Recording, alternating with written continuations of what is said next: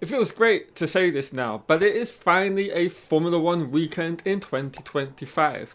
Now, ahead of the Melbourne Grand Prix taking place this Sunday, I wanted to do a tech video roundup of all of the technical hidden secrets that we uncovered throughout Formula 1 testing over in Bahrain. These are going to be concerning the likes of McLaren, Mercedes, Ferrari, and potentially some other interesting, less tech secretive things, but really cool and interesting pictures that we got throughout those 3 days as well. So without further ado, let's jump right in and begin with the Mercedes team. Now, this is something that the official Formula 1 channel picked up on, and this is basically a kind of debunk for this particular portion with regarding what the Formula 1 channels themselves did officially. So essentially, Mercedes on the top of their chassis, they have what the Formula 1 channels are calling a painted on vanity panel, which wasn't there for any other reason other than. Now I'm here to tell you that is not the case, and this goes all the way back to last season and the Mercedes W15, and it's something they introduced, and I covered this on the channel way ahead of the Formula 1 official channels last year during the Austrian Grand Prix weekend when I first spotted it. Now, Mercedes have a very rich history of previous Formula 1 cars where they've done something very similar in season to make changes to the front suspension. Now, essentially what this was all surrounding, and it's a carryover part essentially from the W15 into the W16, is that the front suspension underwent a change, and for that they needed to kind of basically extend the chassis to allow this change to take place and to be housed within it. So essentially, with the components of the front suspension in the top of the chassis area a lot thicker than the original one, and as such this vanity panel was introduced. Moving away from Mercedes, but staying with a Mercedes power team, we now come to the Aston Martin team, who had a very underwhelming testing session throughout those 3 days. But there was something very interesting which was spotted on the car, and it is a very much similar concept to something Red Bull first introduced last year on the RB20, and it is these very interestingly designed and positioned inlets on the side of the halo.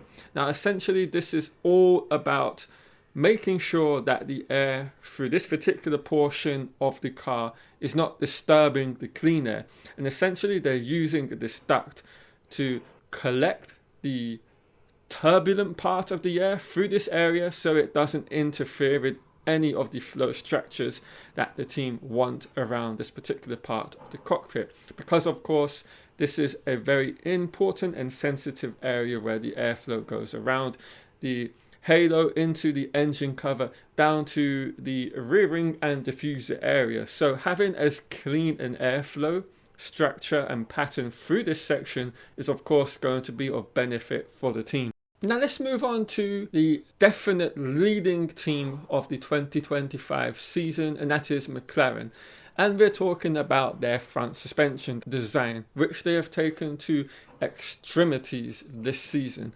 Now essentially they are one of a couple of teams that were using a pull rod front suspension layout along with Red Bull before Ferrari have made the jump for this season. And what it is about is stopping the front of their Formula 1 cars from diving down under braking, and essentially this gives a much more stable platform for not only the drivers but also in terms of aero balance and mechanical balance through a corner and all the cornering phases. Now as you can see on the screen at the moment, you'll be able to see a side-by-side comparison of the front suspension of last year's McLaren with this year's McLaren, and there are a couple of areas that I want to point out and to focus in on. And you will be able to see a very contrasting difference between last year and this year in terms of the mounting positions of all of the wishbones on the front suspension for this season. Now, essentially, without having a complete understanding, because number one, none of us are in the McLaren team and we don't know what the overall aim of this was or what the overall positive outcome of this extreme design which they've implemented is. Essentially what they're doing is increasing the amount of anti-dive that their front suspension is enabling for the MCL 39, and essentially they've just taken it an extra level further than that of last year's MCL 38, and it is going to have a positive effect on not only that particular front but also on a aero standpoint, because of course all of these changes that you do on a front suspension, particularly when it's a pull rod, are going to have an aero benefit. And you can see this on quite a few cars. This isn't something exclusively to pull rod suspension layouts. It is also the same for push rod, but to a lesser degree. You can have kind of aero fairings over the wishbones, and essentially you're guiding the air or opening up cleaner avenues for the air to go through. And you can see on the very ends of these mounting positions, there is almost a sculpture-like design with it. And essentially what this is doing is helping to push the airflow in the desired area from which the engineers want it to go to. And that brings us to the next example from Red Bull. And it is perfectly in tandem with what McLaren are doing as well. And you can see this from the FlowViz pictures. And it perfectly illustrates what I was just talking about with McLaren. And it's very much true of Red Bull as well. Now, as you can see from the FlowViz, you can see quite clearly where all of the air is being directed across the chassis of the RB21. And not only that, we can see very clearly that the flow structures are not having any issues of separation. They're going into the direction and the areas through which the engineers want the airflow to go through. It's very, very clean, and it gives a very good indication of a team fully on top of everything with regarding the airflow structures.